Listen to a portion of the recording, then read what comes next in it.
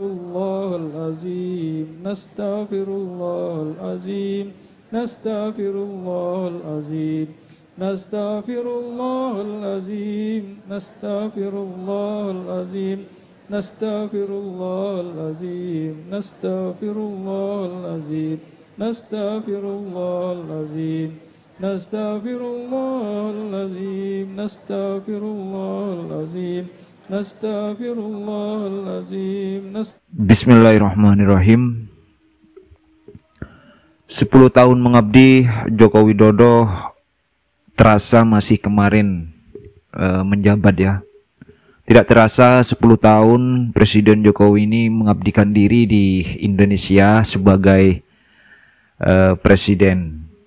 Namun saya pribadi merasa seperti baru kemarin Pak Presiden Jokowi mengabdikan diri. Dan seandainya masih ada waktu dan tidak diatur oleh undang-undang, saya berharap dan saya inginkan Presiden Jokowi Dodo ditambah lagi ya. Tapi aturan yang ada di Republik ini dibatasi hanya 2 periode atau kita ketahui hanya 10 tahun.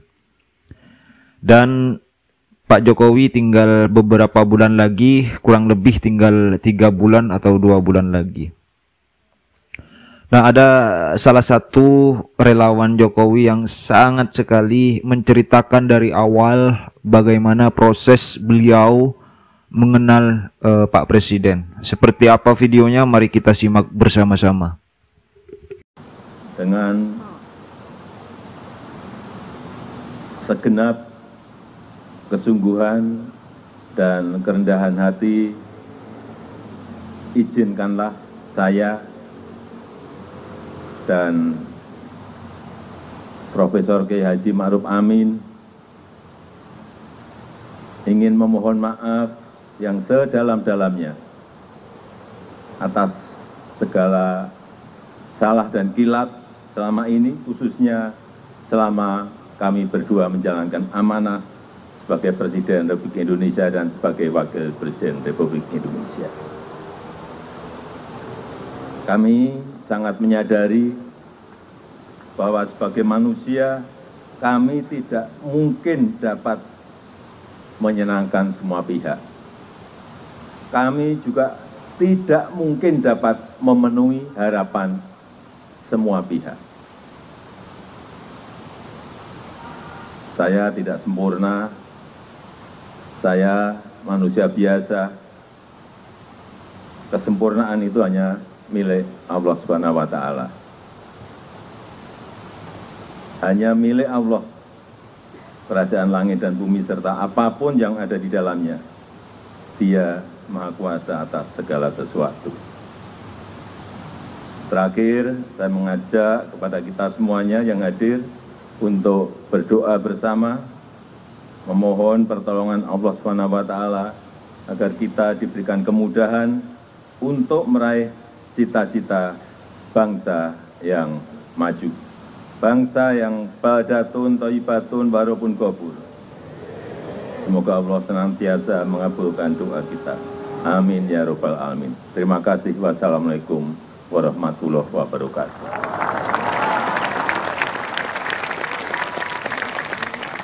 Astaghfirullahalazim Nastaghfirullahalazim Nastaghfirullahalazim Nastaghfirullahalazim Nastaghfirullahalazim Nastaghfirullahalazim Nastaghfirullahalazim Nastaghfirullahalazim Nastaghfirullahalazim Nastaghfirullahalazim Nastaghfirullahalazim, nastaghfirullahalazim, nastaghfirullahalazim, nastaghfirullahalazim, nastaghfirullahalazim, nastaghfirullahalazim. Gitu. Karena saya melihat perkembangan di kota Solo ini, sosok Jokowi ini bagi saya otentik, gitu. Iya. Otentik dalam pengertiannya orang masuk politik punya background pengalaman yang hebat, pengalaman hebat, keluarga yang hebat. Jokowi sopo? Iya.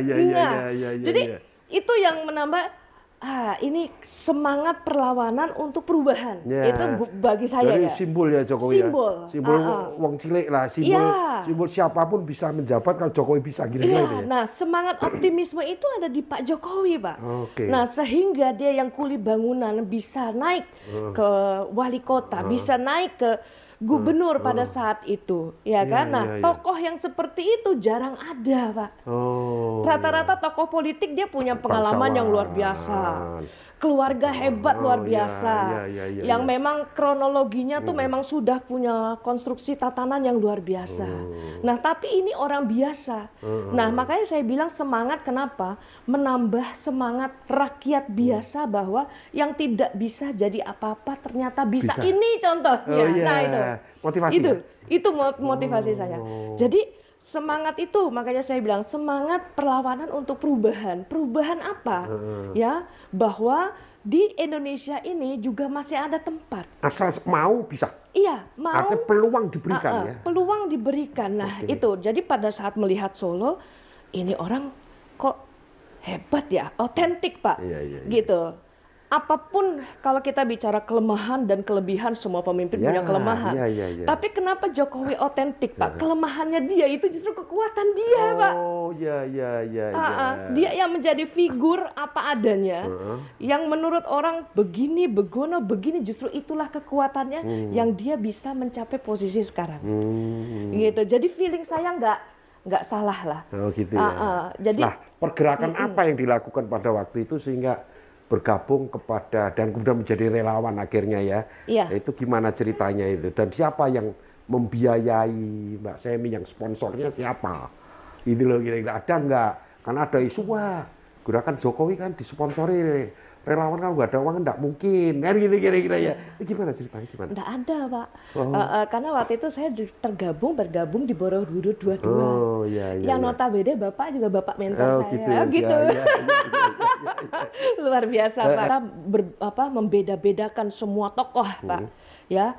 Keunggulan Pak Jokowi adalah eksekutor.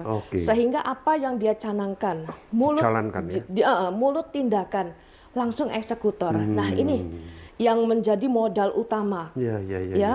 Kita ini butuh figur eksekutor untuk memajukan Indonesia. Wali kota dengan perkembangannya yang progresif. Pilgub DKI dengan perkembangannya yang progresif. Baru kan? Setahun, 2 tahun waktu itu kelihatan banget. Iya, kelihatan banget. Jadi saya sudah tidak berpikir segala kekurangannya. Indonesia butuh eksekutor unggul, butuh eksekutor sejati.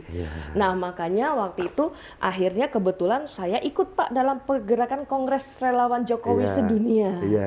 Untuk mengusung Pak Jokowi itu menjadi presiden. Ya, begitulah pengalaman Ibu Sami ini ketika mengawal Presiden Joko Widodo ya.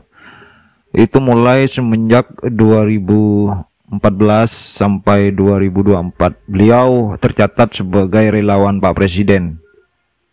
Bagaimana beliau mengawal dari awal, dari Pak Jokowi mulai menjabat atau terjun di dunia politik di Solo sebagai wali kota dan sampai di gubernur DKI Jakarta.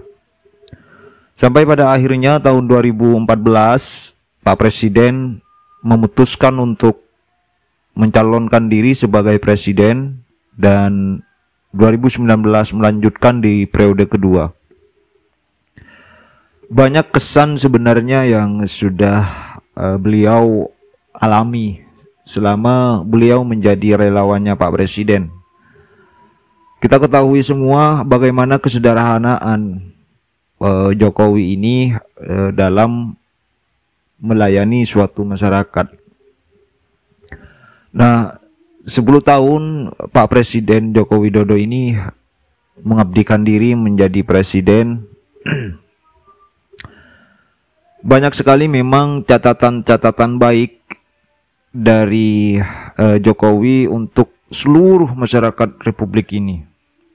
Salah satu contohnya yang dikatakan oleh Bu Sami ini adalah kesederhanaan, bagaimana dia menyetarakan bahwa saya adalah sebagai pelayan.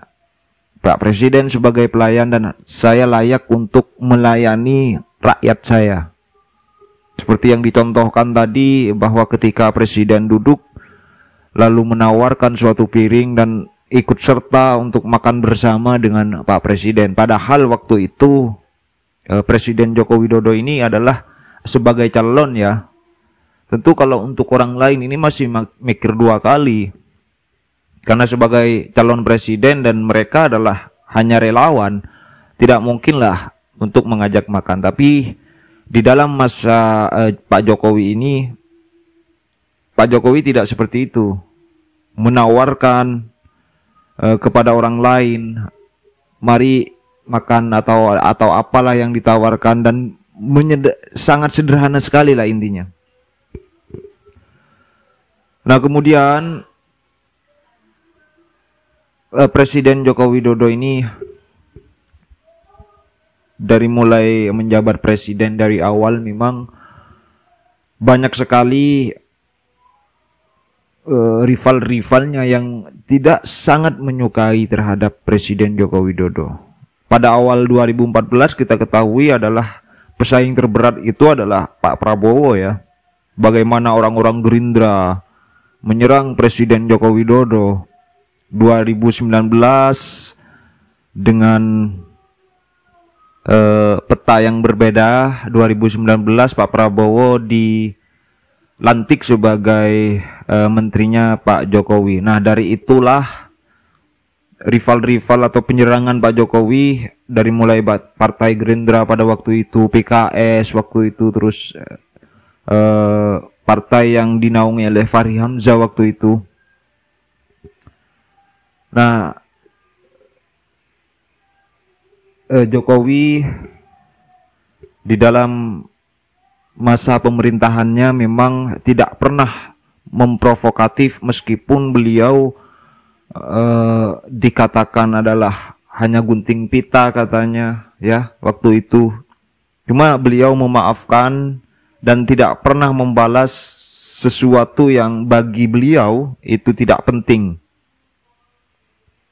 Saya tetap harus fokus kepada pembangunan bangsa, memajukan republik ini, dan bagaimana Indonesia bisa bersaing terhadap kancah internasional dan bersaing terhadap penjualan ekonomi, ya, diplomasi politiknya terhadap luar negeri.